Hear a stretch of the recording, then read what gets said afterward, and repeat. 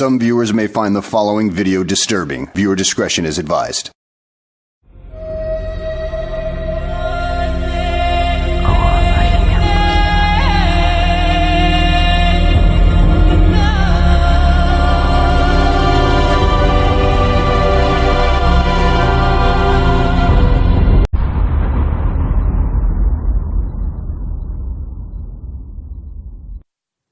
Yes, well, as we get older and older, I'm 77 right now. You can't live forever, you know. So if this procedure I'm going to have to clean the blood doesn't work, then I've got probably a few more months. Mm-hmm. So he said, I want you and your boss to fly out there. I want you to give them a personal message.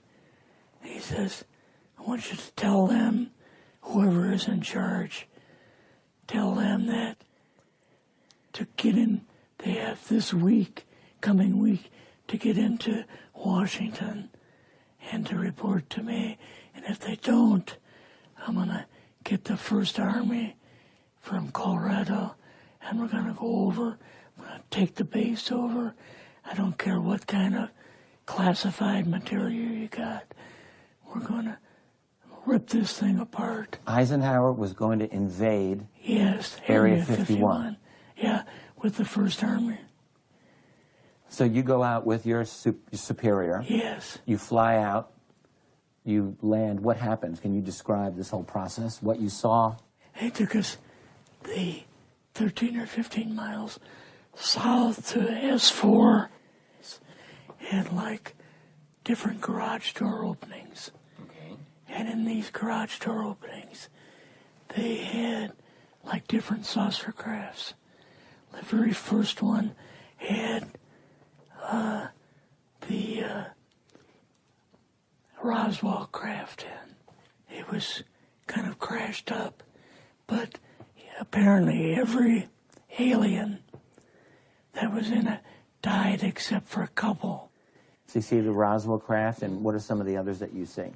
Well, the Roswell craft was really strange because it looked like real heavy aluminum foil.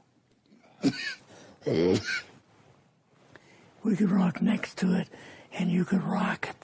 The whole thing probably weighed 150, 300 pounds. Could they tell what the source of power was of this craft?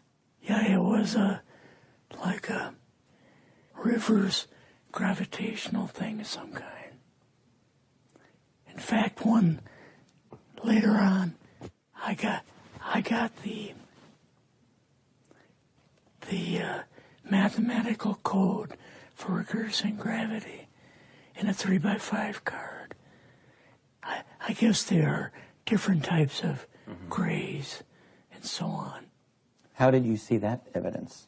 Well, at the later on at S4, we viewed the autopsy film, and then the colonel said, what we've got in here is we're interviewing a gray alien.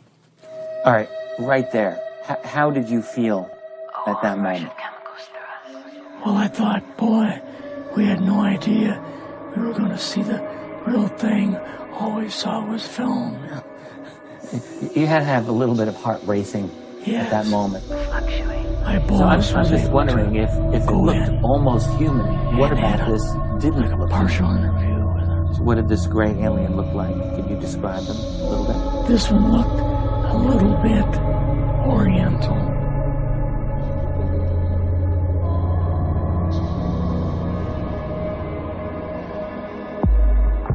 No, it didn't look human as far as the skin tone and basically the shape of it and the size.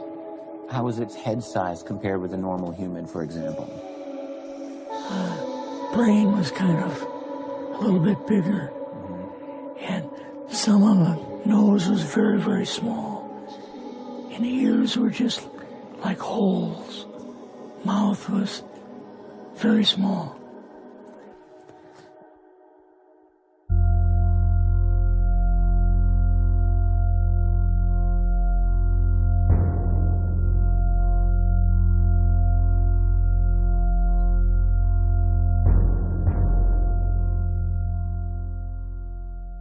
I want you to take a look at this amazing piece of footage. Now, in my career of looking at this type of footage in the last 20 years, I have never seen footage of an alien that I deemed real or even suspected might be real. But this, I deem absolutely real. I mean, look at the way the eye blinks. Look at this close-up footage. Look at the facial structure and the movement. It doesn't just stretch like skin. It also moves in a fluent motion, unlike CGI.